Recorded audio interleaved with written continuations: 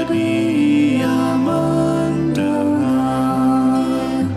Sejak kulihat wajahnya, ku yakin pada firman-Nya dan menyerahkan bimbangku di dalam saat yang teduh.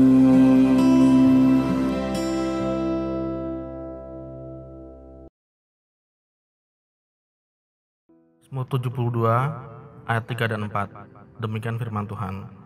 Kiranya gunung-gunung membawa damai sejahtera bagi bangsa, dan bukit-bukit membawa kebenaran. Kiranya Ia memberi keadilan kepada orang-orang yang tertindas dari bangsa itu, menolong orang-orang miskin, tetapi meremukkan pemeras-pemeras. Demikian firman Tuhan. Selamat pagi, Bapak, Ibu, saudara-saudari yang diberkati Tuhan.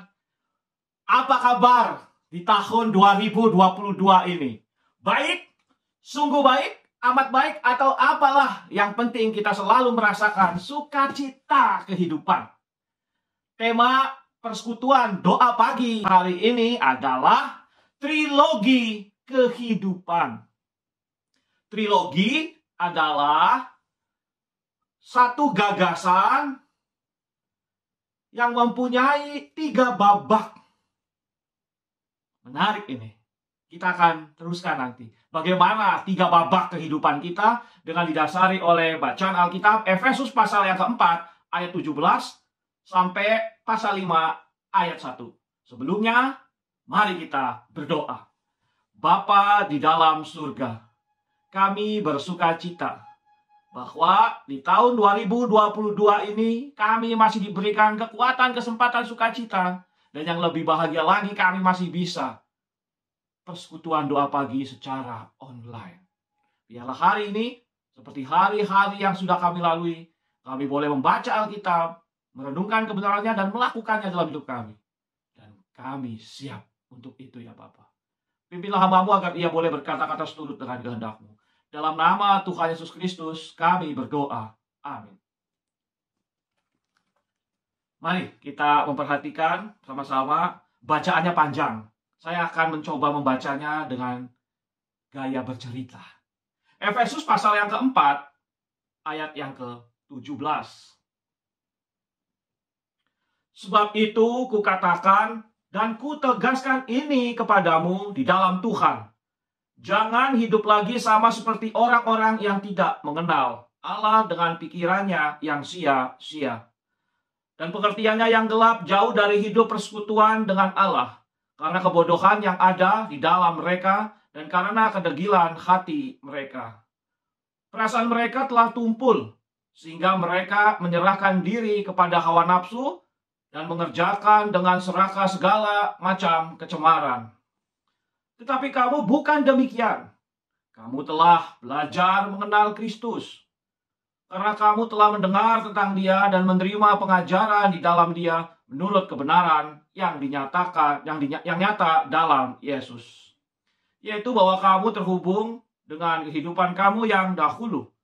Harus menanggalkan manusia lama yang memenuhi kebinasaan oleh nafsunya yang menyesatkan. Supaya kamu dibarui di dalam roh dan pikiranmu. Dan mengenakan manusia baru yang telah diciptakan menurut kehendak Allah di dalam kebenaran dan kekudusan yang sesungguhnya. Karena itu buanglah dusta dan berkatalah benar seorang kepada yang lain. Karena kita adalah sesama anggota. Apabila kamu menjadi marah, janganlah kamu berbuat dosa. Janganlah matahari terbenam sebelum padam amarahmu. Dan janganlah memberi kesempatan kepada iblis. Orang yang mencuri, janganlah ia mencuri lagi, tetapi hendaklah ia bekerja keras dan melakukan pekerjaan yang baik dengan tangannya sendiri, supaya ia dapat membagikan sesuatu kepada orang yang berkekurangan. Janganlah ada perkataan kotor keluar dari mulutmu, tetapi pakailah perkataan yang baik untuk membangun di mana perlu, supaya mereka yang mendengarnya beroleh kasih karunia. Dan janganlah kamu mendugakan Roh Kudus Allah yang telah memeteraikan kamu menjelang hari penyelamatan. Segala kepahitan, kegeraman, kemarahan, pertikaian, dan fitnah hendaklah dibuang dari antara kamu. Demikian pula segala kejahatan.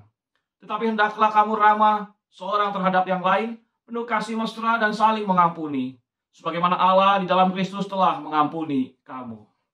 Sebab itu, jadilah penurut-penurut Allah, seperti anak-anak yang kekasih. Sebegitu jauh pembacaan firman Tuhan. Yang berbahagia adalah kita semua yang mau mendalami firman Tuhan dan melakukannya.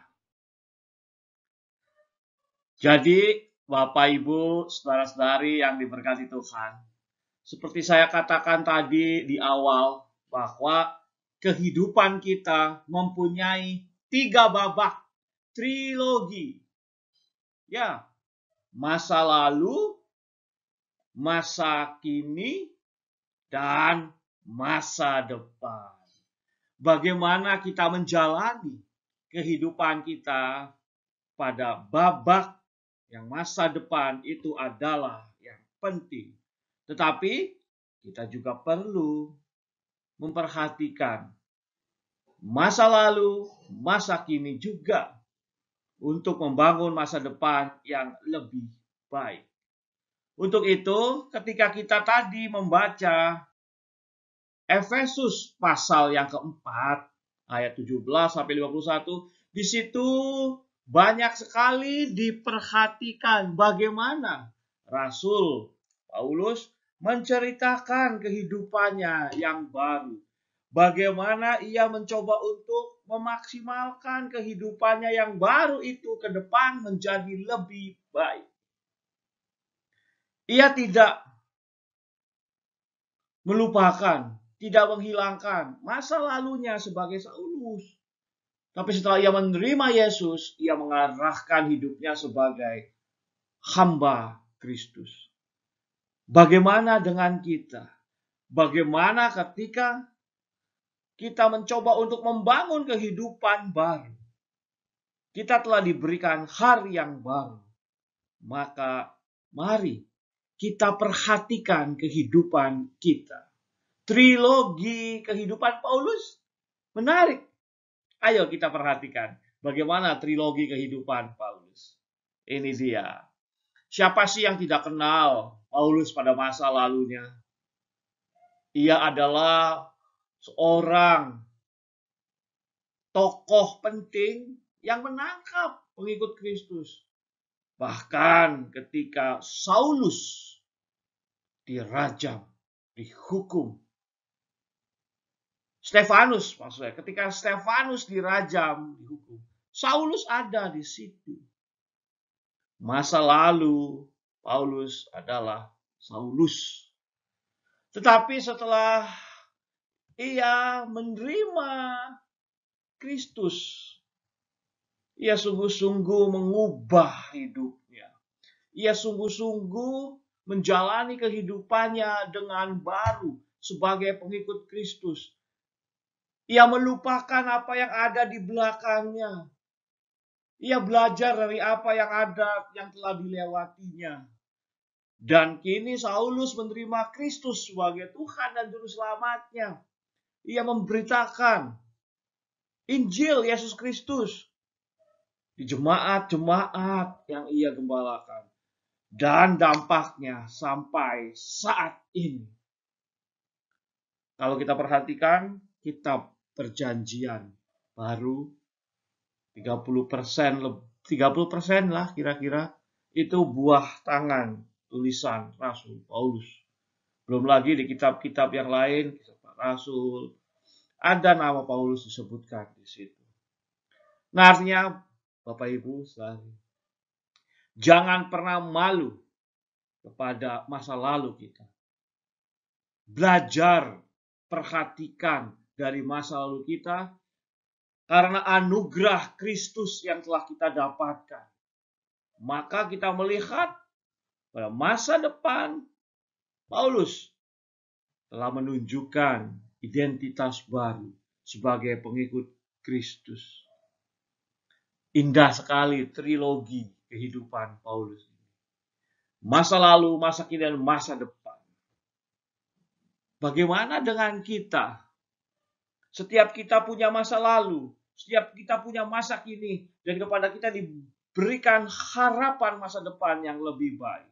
Maka ayo perhatikan trilogi kehidupan kita untuk menciptakan masa depan yang lebih baik.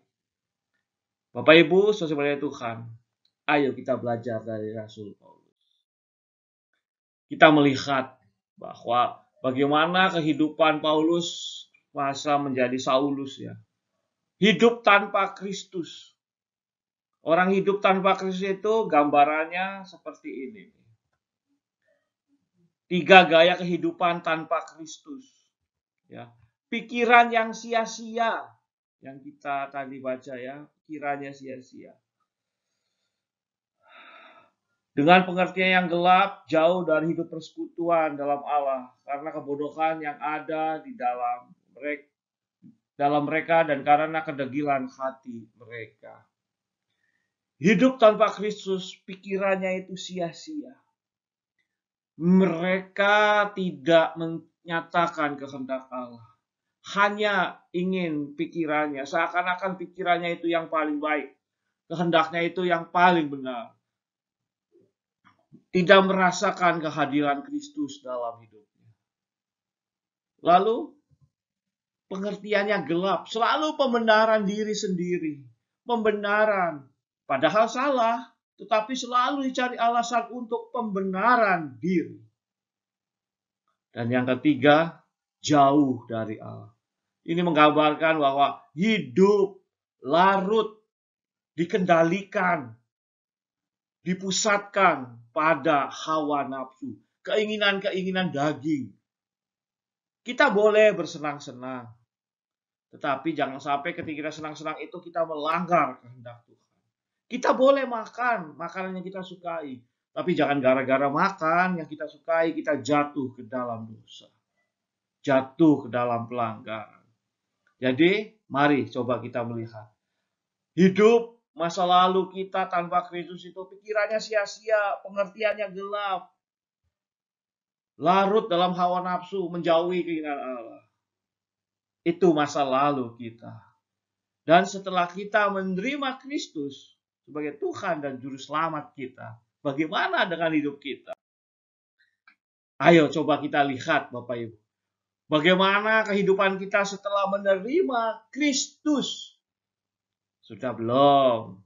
Kita mengevaluasi. Mumpung masih tanggal 7 Januari tahun 2022, kita coba melihat bagaimana kehidupan kita setelah menerima Kristus sebagai dasar kehidupan kita.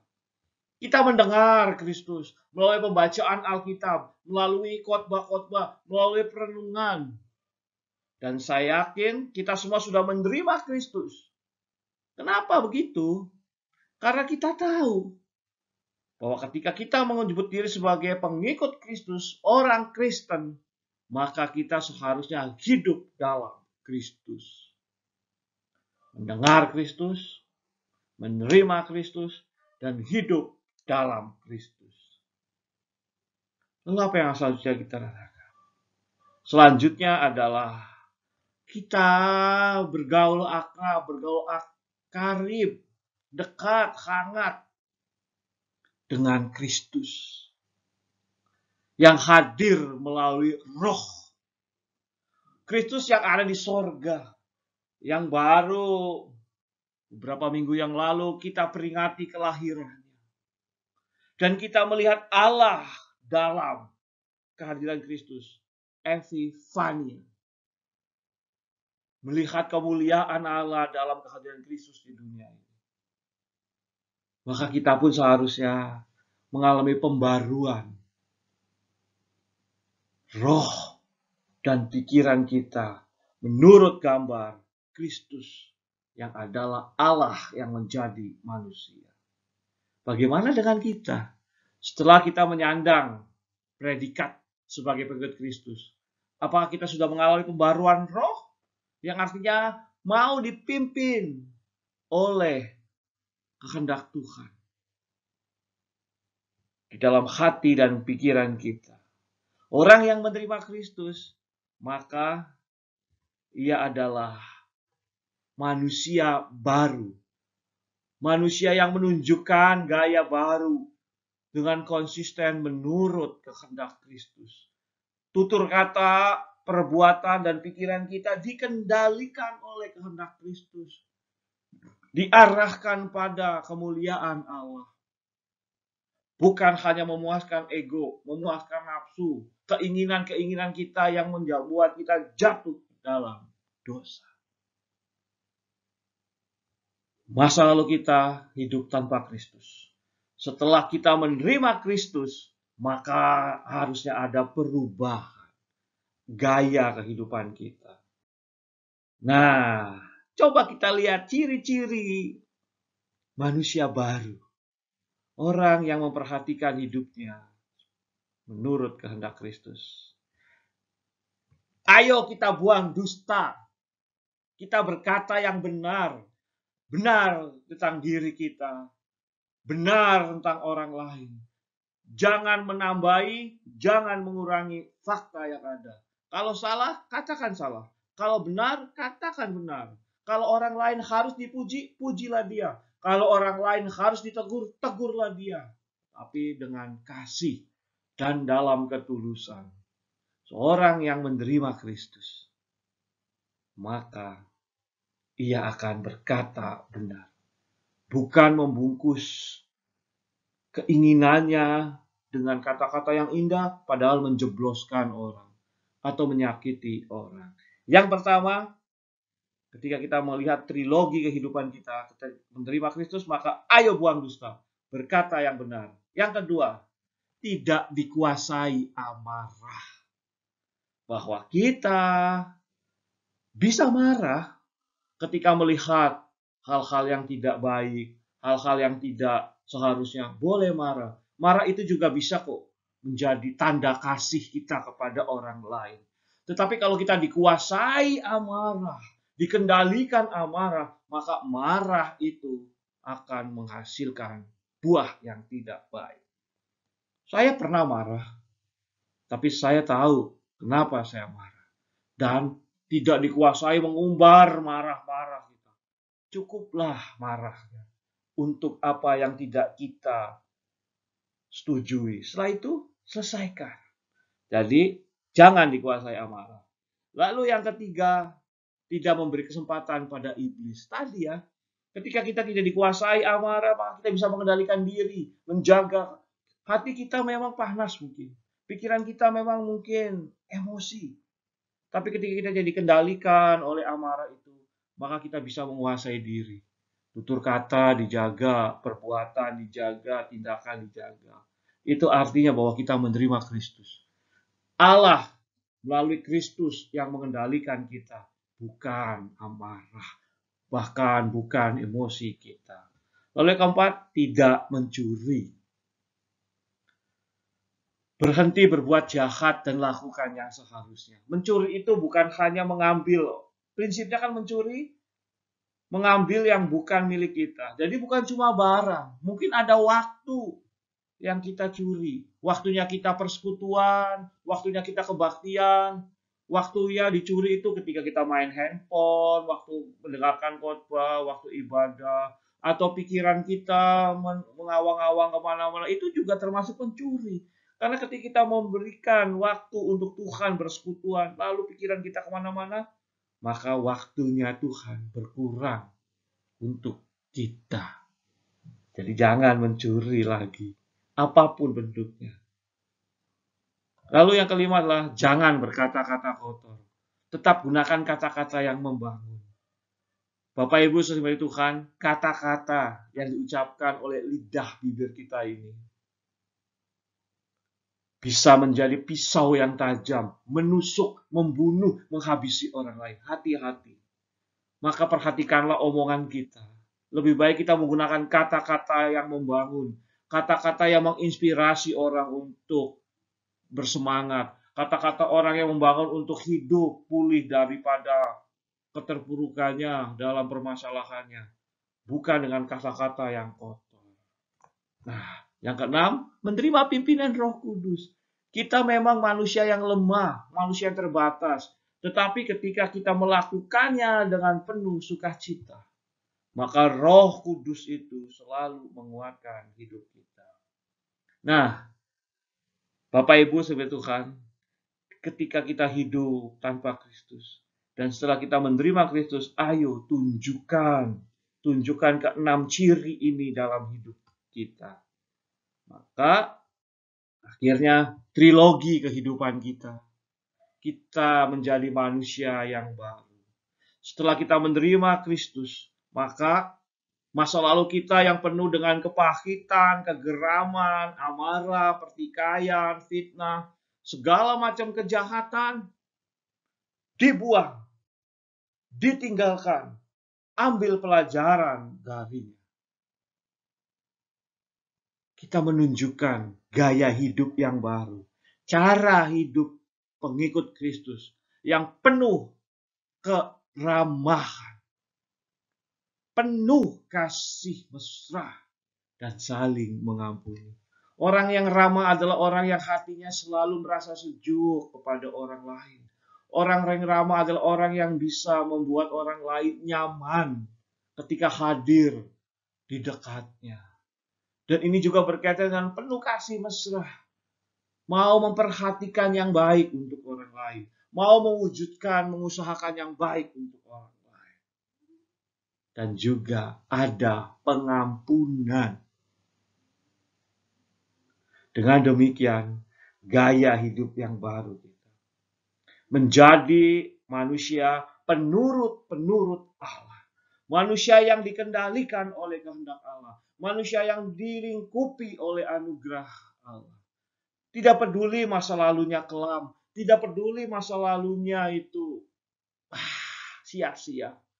Tetapi ketika ia menerima Kristus, mereka atau kita akan melanjutkan kehidupan sebagai penurut Allah.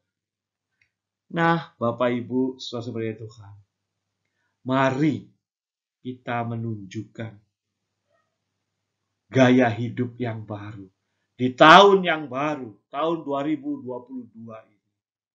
Ketika kita memperhatikan trilogi kehidupan kita, masa lalu kita tanpa Kristus, masa kini kita menerima Kristus, dan masa depan kita hidup untuk Kristus.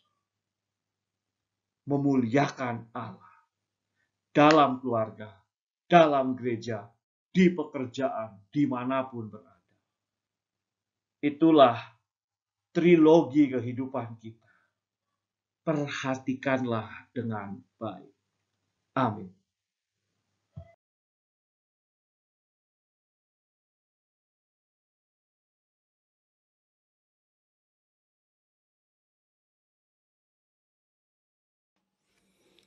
Mari kita berdoa. Bapa di dalam surga, kami bersukacita bahwa Engkau terus memelihara kehidupan kami. Bahwa di dalam setiap detik, jam, waktu kehidupan kami, Engkau tidak pernah meninggalkan kami. Biarkan kami terus merasakan ya Tuhan, pimpinan-Mu dalam setiap babak-babak kehidupan kami. Babak sukacita, babak duka cita, babak tanpa pengharapan, putus asa, dan babak penuh semangat. Oh Tuhan, biarlah kami boleh menjalani kehidupan seturut dengan kehendak-Mu. Bapa dalam surga, pimpinlah kami, agar kami boleh kuat terus di dalam cinta kasih-Mu, sehingga kami melewati jalan kehidupan seturut dengan kehendak-Mu. Bapa di dalam surga, kami menyatukan hati untuk berdoa. Untuk mereka yang sedang bergumul dalam segala kelemahan, dalam segala harapan untuk mendapatkan kehidupan yang lebih baik. Tuhan Yesus, kami berdoa untuk warga binaan di lapas-lapas di Indonesia, Tuhan. Tuhan, biarlah warga binaan di lapas-lapas yang ada, ketika mereka harus mengalami pembinaan dalam waktu tertentu, akhirnya setelah bebas dari lapas, Tuhan, mereka akan mengalami pemulihan kehidupan, agar binaan yang mereka dapat itu berguna, sehingga ketika mereka keluar dari lapas, Tuhan, mereka menjadi orang yang baru dengan kehidupan yang baru. Tuhan, kami berdoa untuk para petani dan juga para pelaut yang ada di negeri ini. Tuhan, berkatilah kiranya petani-petani yang ada di negara ini boleh mendapatkan kebaikan. Hasil kerja keras mereka sebanding dengan pendapatan yang mereka dapatkan ya Tuhan. Kiranya Engkau juga memberkati para nelayan, para pelaut yang harus bekerja di tengah lautan, mencari ikan, mengadakan pelayaran. Tuhan, pimpinlah mereka agar mereka boleh mendapatkan segala kebaikan. Kami berdoa ya Tuhan untuk sahabat kami, keluarga kami, kenalan kami yang bekerja sebagai supir kendaraan bermotor, baik supir pribadi, ojek online, bis, dan seterusnya Tuhan. Biarlah mereka juga tetap merasakan cinta kasih Tuhan dalam usahanya untuk mengemudikan kendaraan, baik yang konvensional maupun yang ojek online. Tuhan berkati mereka, kiranya mereka boleh merasakan kebaikan. Dan jaga kesehatan mereka Tuhan, agar ketika mereka seharian bekerja penuh sukacita di jalan, ketika mereka menemui keluarganya, mereka tetap dalam keadaan sehat-sehat. Bapa di dalam surga, kami berdoa untuk penanganan pasca bencana alam yang terjadi di beberapa daerah di Indonesia Tuhan. Tuhan tolong agar pemerintah dan para petugas di lapangan beserta masyarakat yang terkena dampak bencana alam dimanapun mereka berada, Tuhan tolong agar boleh bersatu hati untuk saling bekerja sama mengerjakan tugas-tugasnya. Pemerintah dan para sukarelawan, petugas mengerjakan bagiannya untuk mendampingi korban bencana alam, masyarakat Tuhan. Sehingga masyarakat pulih untuk menjalani kehidupan dengan penuh segala kebaikan. Bapa di dalam surga, kami bersyukur Engkau telah menempatkan kami di GKI Surya Utama. Kami boleh beribadah, kami boleh merasakan persekutuan dan menjadi saksi Kristus dimanapun kami berada dalam tutur kata dan perbuatan. Tuhan akan memberkati majelis jemaat. Tuhan akan memberkati para pelayan Tuhan, karyawan di GKI Surya Utama. Tuhan, berkatilah agar kami semua sebagai tubuh Kristus di GKI Surya Utama boleh merasakan kekuatan cinta kasih Tuhan untuk menyatakan shalom dalam setiap kegiatan bergereja, dalam setiap kegiatan persekutuan, kesaksian, dan pelayanan kami. Bapa di dalam surga, kami juga bersatu hati untuk menaikkan doa untuk para pendeta emeritus kami ya Tuhan.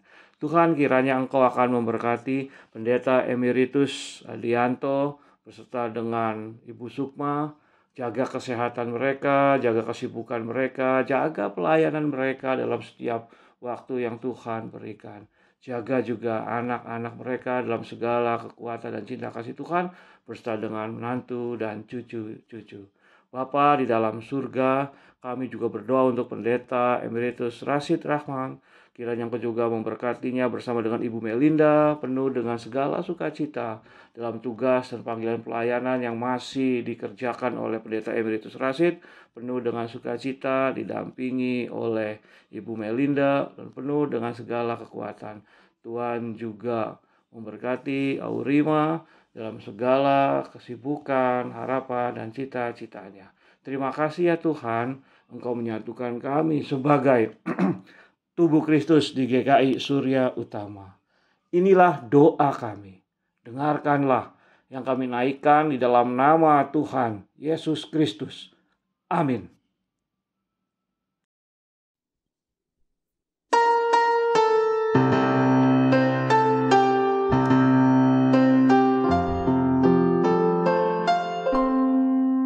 Kasih Tuhan mengiringimu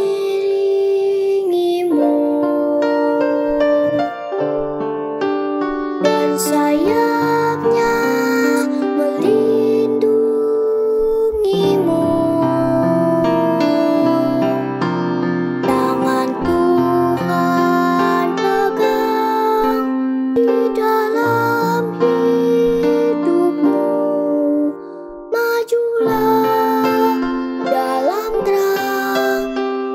kasih-Nya.